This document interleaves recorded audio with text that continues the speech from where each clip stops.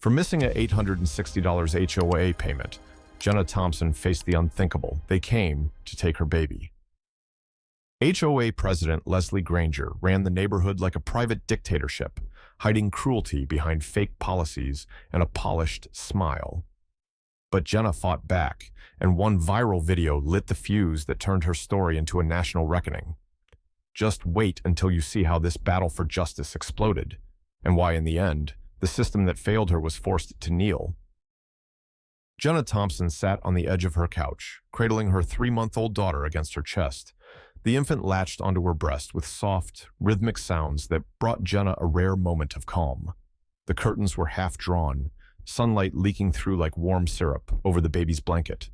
It was the first time that day Jenna had been able to relax, until the knock came. No, not a knock. A violent, pounding assault on her front door. It rattled the hinges and echoed through the quiet house like a war drum. She froze. The baby flinched. Again. Bang, bang, bang. Jenna jolted up, heart punching against her ribs. She clutched her daughter tighter and moved cautiously toward the front door, bare feet sliding over cold hardwood. Through the peephole, she saw them. 3 figures. 2 large men in black jackets with blocky white letters that read HOA Enforcement, and a third, a woman with her hair in a taut bun, holding a tablet and some kind of mounted body cam clipped to her shoulder. Jenna cracked open the door, barely. "Can I help you?" One of the men stepped forward, his voice clipped and robotic. "Miss Thompson, due to continued non-payment of your HOA annual dues, we are authorized under Section 9A of the revised bylaws to initiate immediate recovery. That includes physical collateral as deemed proportional." "What the hell are you talking about?" Jenna blinked, her arms tightening around her baby. "It's an $860 fee. I already told your office I just gave birth." "We are here to collect," the woman interrupted, tapping her tablet. "You received 5 notices. You ignored them. As of this morning, the board approved non-monetary seizure as outlined under emergency enforcement powers. You are now in default." "Wait, what?" Her voice cracked. "You're not serious? You're not taking my baby—" "Ma'am?" the first man said, like he was ordering drive-through. "We're not taking her permanently. This is just a temporary hold until payment is received or mediation scheduled. You'll be provided a receipt." "A receipt? Are you out of your—" She didn't finish, because the second man had already moved past her. "Hey, you can't come in!" she screamed, staggering backward, still clutching the baby, whose tiny mouth had released from her breast and was now starting to cry. They didn't care. The second man swept into the living room, grabbed the small bassinet near the window like it was a duffel bag, and began inspecting it for safety compliance. The woman filmed everything. Jenna, the crying baby, the confusion, the rising panic. It was all a performance to them, a practice script. "You can't do this," Jenna sobbed. "She's 3 months old. This is illegal. This is insane." "It's policy," the woman said. "You signed the HOA agreement when you bought this home. Clause 4.1 allows enforcement measures under board discretion. The board has ruled. I signed that 5 years ago, before I had a kid, before I almost died giving birth. I've been on unpaid leave." "Then maybe you should have prioritized your payments," the woman muttered. The second man tried to take the bassinet from her hands. Jenna backed into the kitchen wall, shaking, pressing her child against her chest like a human shield. "If you don't hand her over, we'll be forced to call in animal control," the first man said, "for obstruction." "Animal control," she shrieked. "She's a baby. She's a human being." "Ma'am, calm down. You're escalating." "No, you're escalating. This is kidnapping. I'm calling the police." "You're welcome to," the woman said flatly, "but they already declined jurisdiction. Civil matter." The baby was screaming now. Jenna's face burned with rage and helplessness. And then it happened.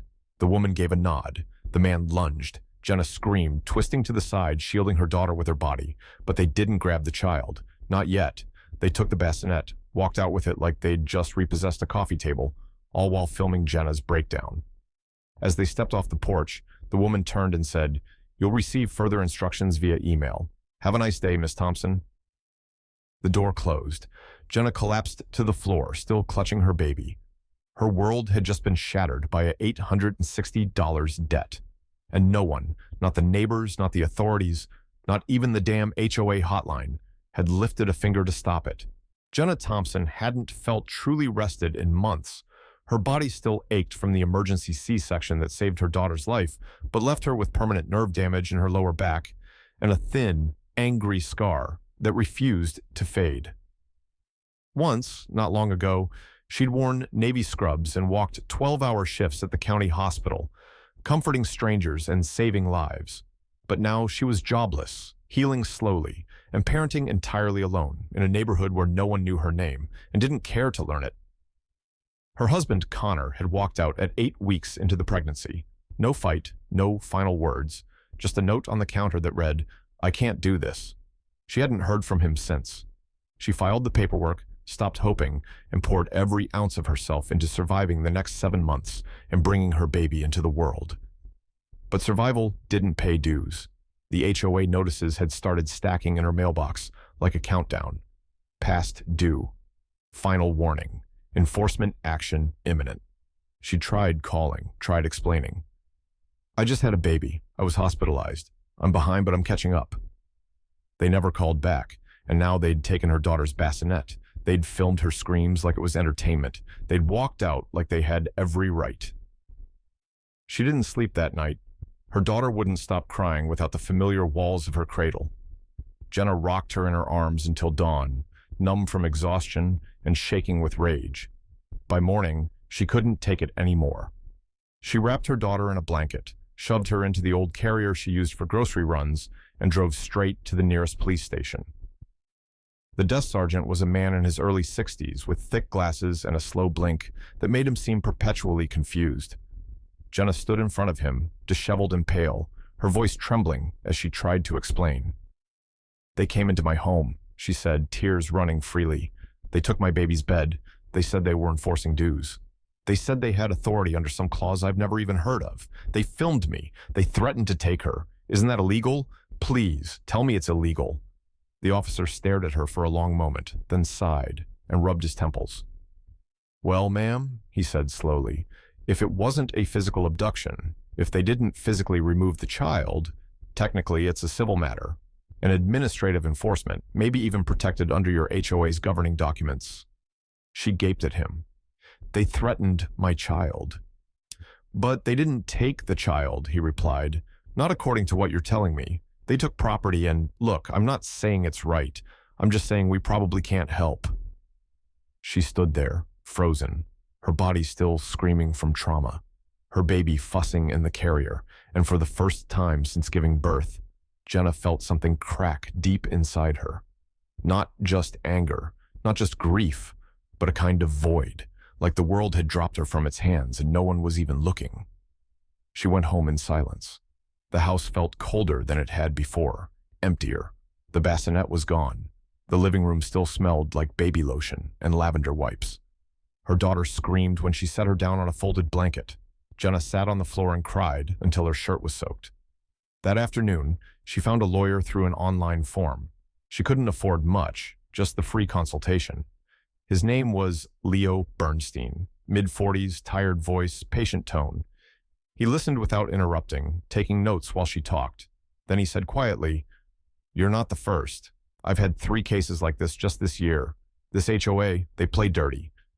They change bylaws, call in favors, and operate like they're untouchable. One woman had her car towed with her dog still inside it. Another got locked out of her own home because her lawn wasn't up to code." Jenna was speechless. "You said they filmed it?" She nodded. "Good. Keep that footage, screenshots, any letters, emails, anything. We're not done here." And for the first time since the knock on the door, Jenna felt something flicker in her chest, something small, but alive. Not hope, not yet, but maybe a spark. By the 3rd day, Jenna had stopped crying. The tears had dried into something harder, something quieter. Her eyes were hollow now, her movements mechanical. She hadn't eaten in 24 hours. Sleep came in fits, broken by the baby's cries, which no longer sounded soft and new, but distant, like echoes from another world. But that morning, something shifted. She strapped her daughter into the old carrier, bundled in a hoodie too thin for March wind, and walked the 4 blocks to the manicured cul-de-sac where Leslie Granger lived. The HOA president, the woman whose signature had authorized non-monetary seizure. Jenna had never been to Leslie's house. She had only seen her at HOA meetings, always at the front of the room, in pastel cardigans and pearls, with the clipped, deadpan voice of someone who thought empathy was a weakness. She didn't knock, she didn't scream, she just walked around the side of the hedges and looked in through the window. And there, like a blow to the chest, she saw her daughter, her baby. Swaddled in the same pink blanket Jenna had sewn herself during maternity leave, lying on a velvet couch in a room lined with the decorative plates and a gleaming chandelier overhead, sleeping, like a doll placed carefully for display. Jenna staggered back from the window, breath caught in her throat. She dialed her lawyer with trembling fingers. "They're keeping her like a prop," she whispered, then exploded, her voice rising. "She's on the damn sofa like some centerpiece. My baby is a human being, not a vase." Leo's voice came through the phone, calm but sharp. "Do not go inside. Don't knock. Don't give them a reason to escalate. Go home, now, and listen carefully. This is the moment we go public." That night, Jenna didn't sleep. Instead, she turned on her phone and hit record. Her face was bare, raw. Her voice, steady but frayed, cut through the silence like glass. "My name is Jenna Thompson. 3 days ago, the HOA in my community sent 3 people into my home. They threatened me, they filmed me, they took my baby's belongings, her bassinet. And now, I've just seen her sleeping in the home of the HOA president, without my consent. I owe $860, that's all. And they're holding my child's things like leverage, like she's furniture. This isn't about money, this is about power." She ended the video in silence, just a shot of her daughter's empty crib. Then she posted it. Caption, "HOA took my baby over $860. She put the phone down, walked to the bathroom, vomited, then waited. It took 12 minutes. By the time she came back, the video had 14,000 views. By hour 2, it hit 500K. By midnight, it passed 6 million. Comments poured in. "This is insane. Call CPS on the HOA. Where's the news coverage? We're watching, Jenna. Keep going." Hashtags surged. #justice. For Jenna, #HO abuse, #not your child. Someone found Leslie's public Facebook page. Another posted a link to HOA bylaws with screenshots. And then someone, somewhere, posted Leslie Granger's full name, address, and title. Within hours, her inbox was flooded. Local reporters called. Online activists lit up the comment sections. TikTok's algorithm pushed Jenna's face onto screens across the country. It wasn't just a video. It was a reckoning. At 3:17 a.m., Jenna received a message request from a woman in Phoenix. Same HOA structure. "They tried to evict my elderly mom over an overdue trash bin. Fine. I'm with you." And another. "Lawyer here, pro bono. Let's talk." And another. "I'm a journalist at a major outlet. Can we verify what you saw through the window?" Jenna sat on the couch, phone buzzing in her hand like a live wire. Her daughter, finally asleep on her chest, let out a soft breath. She kissed her forehead and whispered, "They thought I was alone." But now the world was watching. By sunrise, Leslie Granger's perfect world began to crumble. The cul-de-sac that once echoed with sprinklers and bird calls now thrummed with the low purr of black SUVs and unmarked government sedans. Their tires rolled silently over manicured pavement as federal agents in suits and vests stepped out, grim, deliberate, and not here to negotiate. The neighbors peeked through blinds, holding their breath. It was quiet, but the kind of quiet that only comes before everything explodes. First came the Department of Child Protection, then the local division of the U.S. Attorney's Office. And finally, most damning of all, 2 agents from the Federal Child Abduction Response Unit. This wasn't a welfare check. This was a federal investigation. Leslie opened the door herself, still in her robe, mascara smeared from a sleepless night. She had seen the social media storm. She'd received the death threats. She'd watched her inbox go from control to chaos in under 12 hours. But still, she thought she could explain it away. "Miss Granger," said the lead prosecutor, a stern woman in a navy suit whose badge shone beneath her blazer. "We're here regarding the incident on March 8th involving Miss Jenna Thompson and her child." Leslie swallowed. "We followed our enforcement protocols. It was a dues collection." Let me stop you right there, the prosecutor said sharply. Are you claiming that the seizure of an infant's property, her sleeping space, her essential care items, was a lawful form of compensation? Leslie opened her mouth, but the words caught. The agents didn't wait. They entered the home, executing the warrant with practiced efficiency. Do you deny that you authorized the forced entry into Miss Thompson's home? Leslie stammered. It wasn't forced. She opened the door. But did you instruct your team to remove property from the premises? I didn't think... They already had the evidence. Footage from Jenna's Ring doorbell showed 2 HOA enforcement officers shoving past her into the home. The second camera, taken from across the street, captured Leslie herself standing on the sidewalk, issuing orders into a walkie-talkie. Zoom in, the prosecutor had told her tech team hours earlier. That's our directive. That's intent. In the living room, they found the pink bassinet, a small stuffed bunny, diapers, formula cans with Jenna's name still written in Sharpie on the lid. You understand what this looks like, the prosecutor said now, her voice cold steel. You orchestrated an illegal entry. You authorized the removal of property tied directly to infant care. You allowed that property to remain inside your personal residence, and now... She raised her voice slightly. You're attempting to redefine that as administrative policy? Leslie said nothing. Her mouth opened, then closed. The silence spoke louder than any confession. The agent from Child Protection stepped forward. Ma'am, until further notice, you are barred from any participation in homeowner association leadership. Effective immediately, you are to surrender all administrative documents and digital credentials. One of the federal agents approached, cuffs in hand.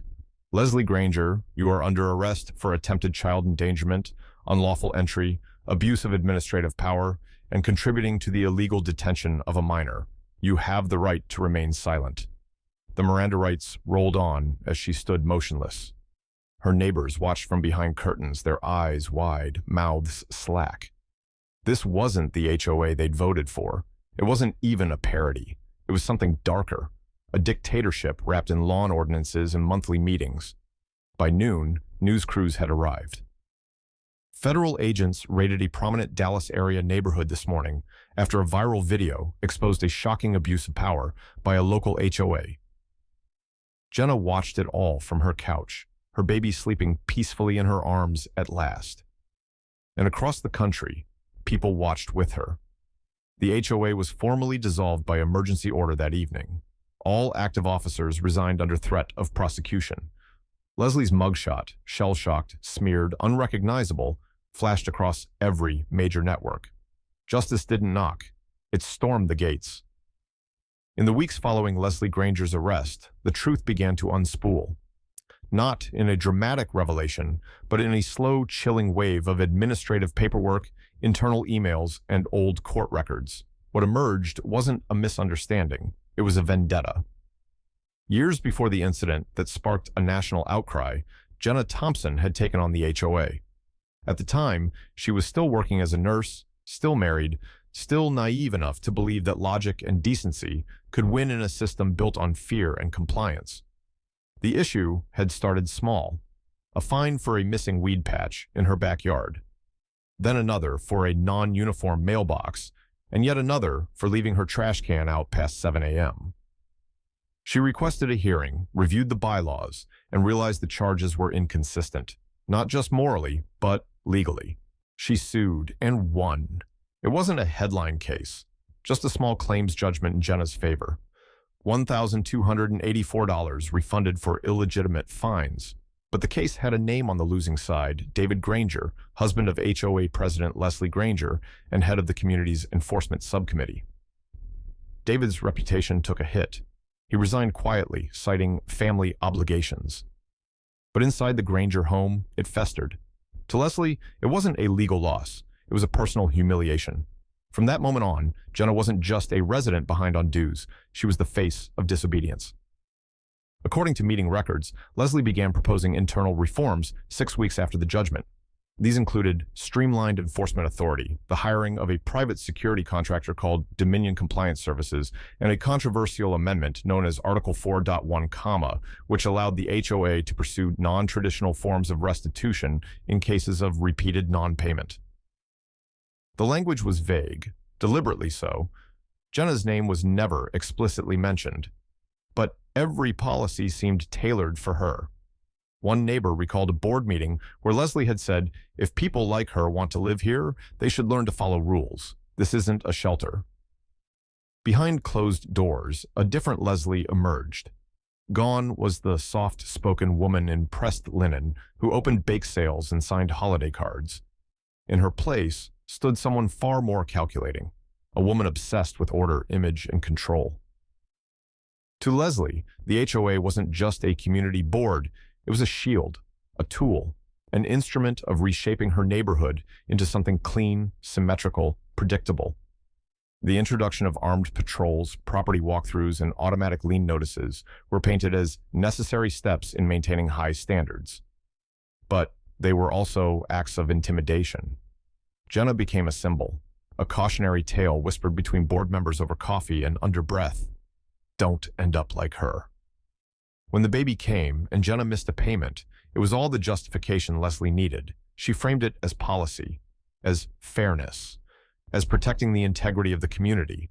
But behind the legal phrasing and printed notices, it was always about revenge, a slow, meticulous punishment dressed up as procedure.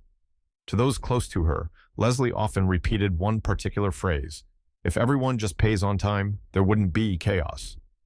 But what she really meant was, if the poor obey without complaint, the system works. Leslie never saw herself as a villain.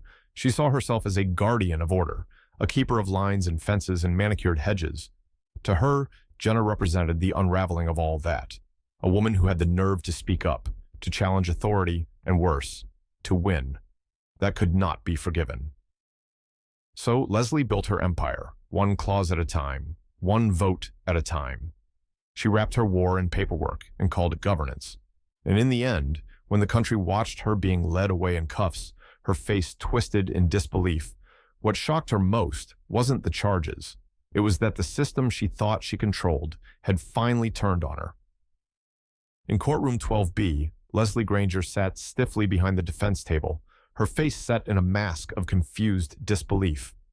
She wore a polished blazer and her signature pearls, but no amount of polish could cover the cracks.